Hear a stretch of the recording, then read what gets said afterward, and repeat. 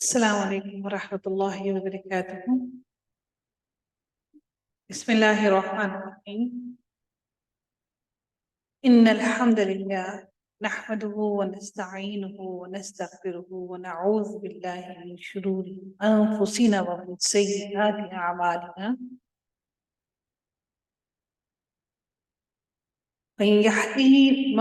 يهده الله فلا مضل له ومن يضلل فلا هادي له وأشهد أن لا إله إلا الله وحده لا شريك له وأشهد أن محمدا عبده ورسوله. अल्हम्दुलिल्लाह हमारे आज रकू नंबर 9 का आगाज होता है। पारा नंबर 4 चल रहा है और रकू नंबर 9 की तफसीर को हम देखते हैं। सूरह आले इमरान चल रही है। अल्लाह ताला ने इस रकू के अंदर क्या इरशाद फरमाया, कौन से अहकामात इस रकू के अंदर नाज़िल। इस वक्त तक हम लोग ग़ज़वा उहद की बात कर रहे थे, वही पढ़ रहे थे और आगे भी वही सिलसिला चल रहा है। कुछ बातें उसी की चल रही हैं, उन्हीं की कड़ी जोड़ रही है इस रकू के अंदर भी।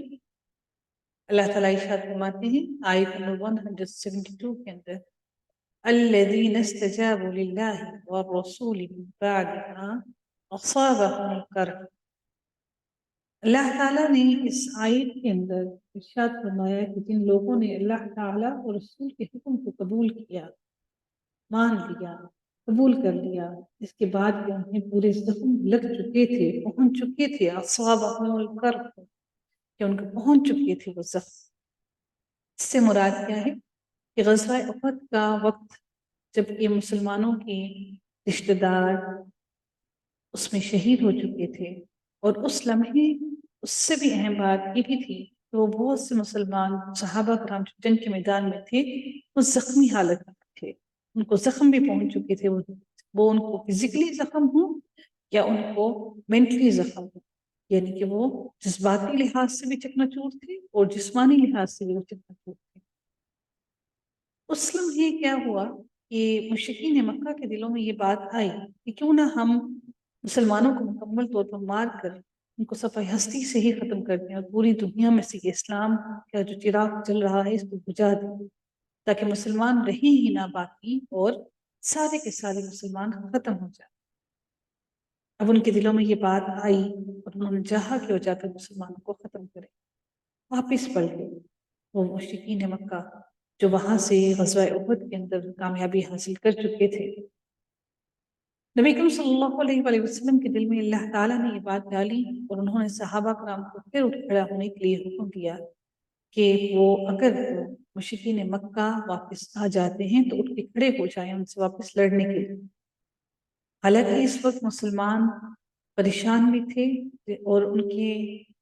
खुद भी ज़ख्मी थे, खुद भी परेशानी की हालत में थे। उसके बावजूद भी उन्होंने अल्लाह ताला की बात को माना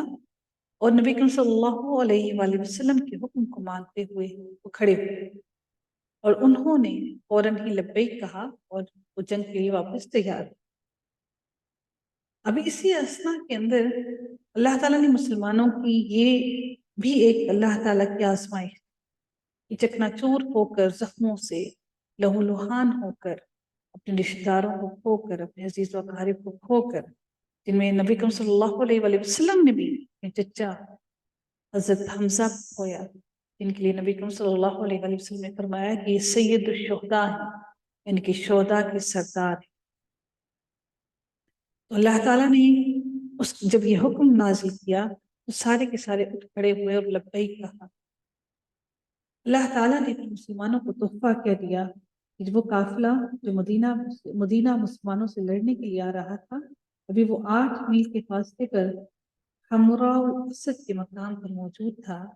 हमराउल असद के मकाम पर जब वो पहुंचा तो अल्लाह ताला ने उनके दिलों में एक रौब तारी कर दिया। इनके दिलों में अल्लाह ताला ने काफिरों के दिलों में एक रौब तारी कर दिया और वो उनके दिलों में खौफ तारी हो गई और वो उस खौफ से वापस पलटे। अल्लाह ताला ने इस तरह से मुसलमानों को महफूज किया। अल्लाह ताला ने उनकी आजमाइश में वो सब की सब अल्लाह की आजमाइश पर पूरा उतरे اللہ تعالیٰ ان کے لیے ارشاد فرماتے ہیں للذین احسنوا منہم واتقوا اجر عظیم، یہ سب اس وجہ سے ہوا کیونکہ اللہ تعالیٰ نے ان لوگوں نے جو نیکی کی تھی مسلمانوں نے، اور جو انہوں نے تقوی اختیار کیا تھا، اس وجہ سے اللہ تعالیٰ نے ان کے لیے بہت بڑا اجر، بہت بڑا اجر عظیم تیار کرتا ہے۔ دنیا میں تو اللہ تعالیٰ نے ان کے لیے آسانی کی، آخرت میں بھی اللہ رب العزت نے ان کے لیے ایک اجر عظیم تیار کر رکھا ہے۔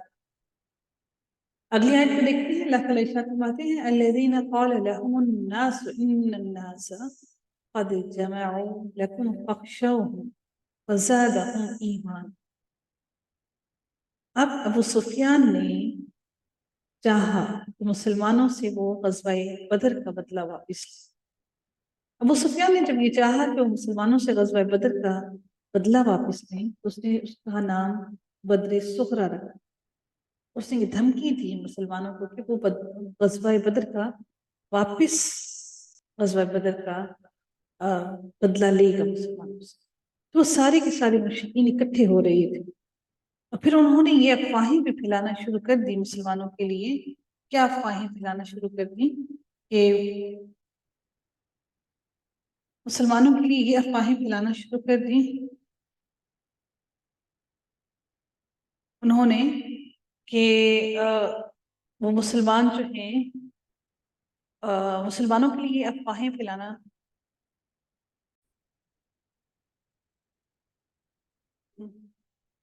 تاکہ مسلمان، ان لوگوں نے یہ افواہ پھیلا دی کہ وہ بہت زیادہ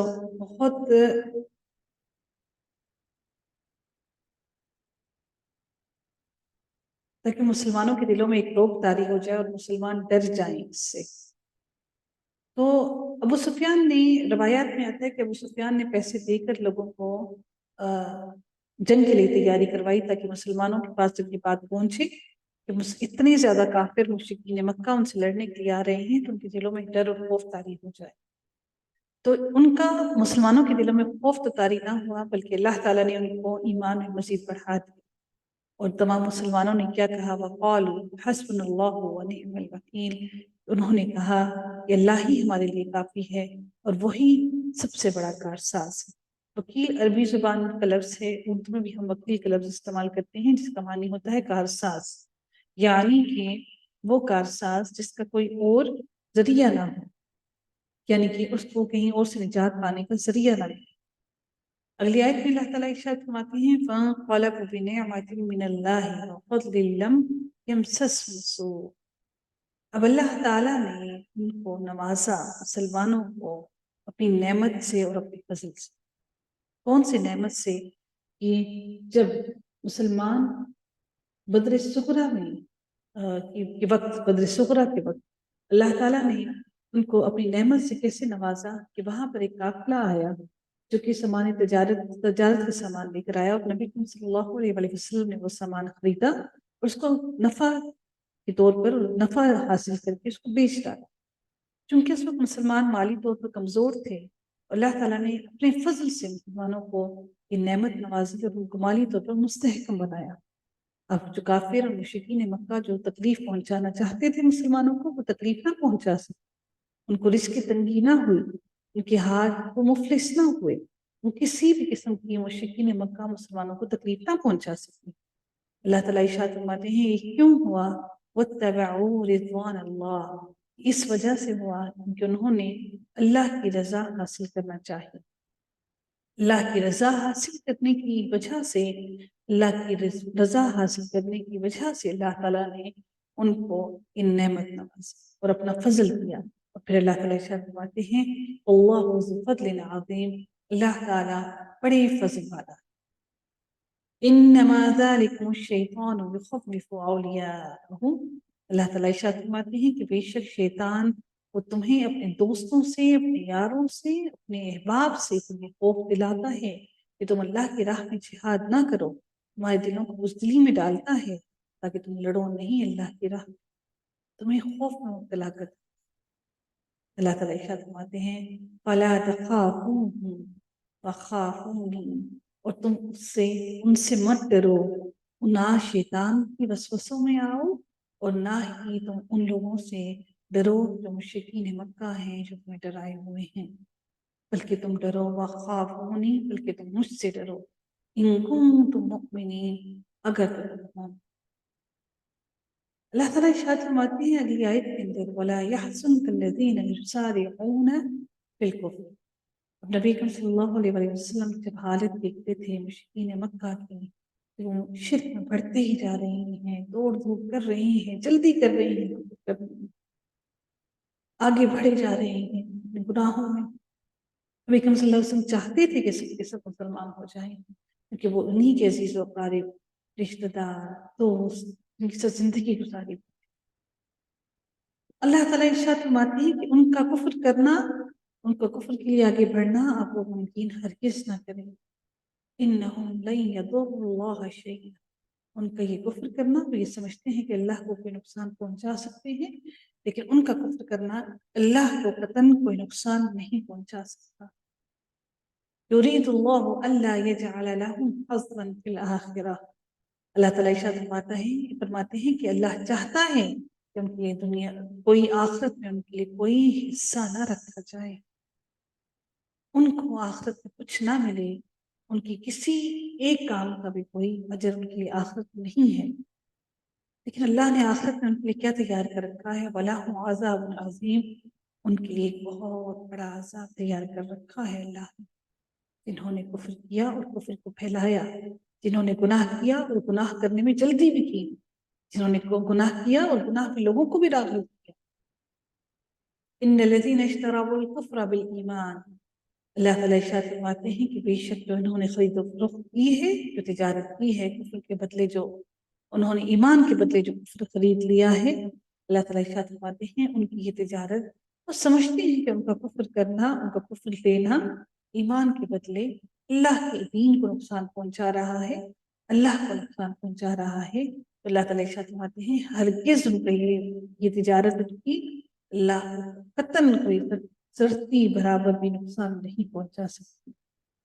وَلَهُمْ عَذَابٌ أَلِيمٌ، بلکہ ان کے لیے تو ایک دردناک عذاب تیار کر رکھا ہے۔ اللہ تعالیٰ اگلی آیت میں ارشاد فرماتے ہیں وَلَا يَحْسَبَنَّ الَّذِينَ كَفَرُوا أَنَّمَا نُمْلِي لَهُمْ خَيْرٌ لِأَنفُسِهِمْ، اب یہ کافر یہ گمان کر بیٹھے کہ اب غزوہ احد کے اندر جو انہیں کامیابی مل گئی، اب وہ یہ گمان کر بیٹھے ہیں کہ یہ جو ہمیں مہلت مل رہی ہے، یہ جو در حقیقت اللہ تعالیٰ نے ہمیں فتح دی ہے، یہ ہمارے لیے بہتر ہے، یہ ہمارے لیے اب ہمارے لیے خیر کے دروازے کھل گئے ہیں کہ ہم حق پر ہیں، اس لیے نہیں۔ اللہ تعالیٰ آگے فرماتے ہیں انما نملی لہم لیزدادوا اثما، بلکہ ہم تو اس لیے ان کو ڈھیل دیے جا رہے ہیں تاکہ وہ اور بڑھ جائیں اپنے گناہوں کے اندر، وہ اتنا بڑھ جائیں اپنے گناہوں کے اندر کہ ان کو اندھیرے میں کچھ دکھائی ہی نہ دے، ان کو ذرہ بھر بھی کوئی روشنی کی کرن نظر ہی نہ آئے، بلکہ اللہ تعالیٰ نے انہی لوگوں کے لیے رسوا کرنے والا عذاب تیار کر رکھا ہے۔ کون سا رسوائی کا عذاب جو اللہ نے ان کو دنیا میں بھی دیا اور آخرت میں بھی دے گا؟ دنیا میں ان کے سارے نام، نسب، ان کی شان و شوکت سب ختم ہو گئی، سارا غرور اور تکبر ختم ہو گیا، اور اللہ تعالیٰ نے مسلمانوں کو فتح و کامیابی نصیب کر۔ اللہ تعالیٰ ارشاد فرماتے ہیں ما کان اللہ لیذر المؤمنین علی ما انتم علیہ حتی یمیز الخبیث من الطیب، اللہ تعالیٰ ارشاد فرماتے ہیں کہ اللہ تعالیٰ نے یہ تم لوگوں کی آزمائش اس لیے کی، یہ جو تمہاری فتح کو اللہ تعالیٰ نے ناکامی میں بدل دیا، تاکہ اللہ تعالیٰ مومنین کے لیے آسانی کر دے، ان کے بیچ میں سے منافقین کو ان سے الگ کر دے، تاکہ ان کو دکھا دے، اللہ چاہتا ہے کہ وہ تم لوگوں کو دکھا دے کہ کون تم میں سے مومن ہے اور کون تم میں سے ناپاک ہے، کس کے ارادے ناپاک ہے، کون منافقت کر رہے ہیں۔ سورہ توبہ کے اندر اللہ تعالیٰ نے واضح الفاظ میں ان سارے کے سارے منافقین کو انکل کر الگ کر دیا۔ منافقت تھی ان لوگوں میں اور وہ مسلمانوں کے اندر گٹھ جوڑ کر کے بیٹھے ہوئے تھے، مسلمانوں کو ان کو الگ کرنا، ان کو پہچاننا بہت مشکل تھا۔ اللہ تعالیٰ مزید ارشاد فرماتے ہیں وما کان اللہ لیطلعکم، اللہ تعالیٰ اگر چاہتا تو غیب کا علم نبی صلی اللہ علیہ وسلم کو مکمل دے دیتا اور ان کو بتا دیتا کہ یہ منافق ہیں تمہارے لیے، انہیں خود سے ہی معلوم ہوتا، لیکن یہ اطلاع بھی اللہ تعالیٰ نے نبی صلی اللہ علیہ وسلم کو دی۔ اللہ تعالیٰ نے تمام انبیاء کو مکمل طور پر غیب کا علم کسی کو بھی نہیں دیا، غیب کا علم صرف اللہ کے پاس ہے۔ لیکن اللہ تعالیٰ ارشاد فرماتے ہیں وَلَكِنَّ اللَّهَ يَجْتَبِي مِن رُّسُلِهِ مَن يَشَاءُ، لیکن اللہ تعالیٰ ارشاد فرماتے ہیں کہ اللہ تعالیٰ نے چن لیا اپنے کچھ رسولوں کو، جن کو اللہ نے جتنا چاہا اتنا ان کے لیے غیب کا علم کو عطا کیا، تاکہ وہ ان کے لیے مددگار ثابت ہو، دائی بننے میں، اللہ کے دین کا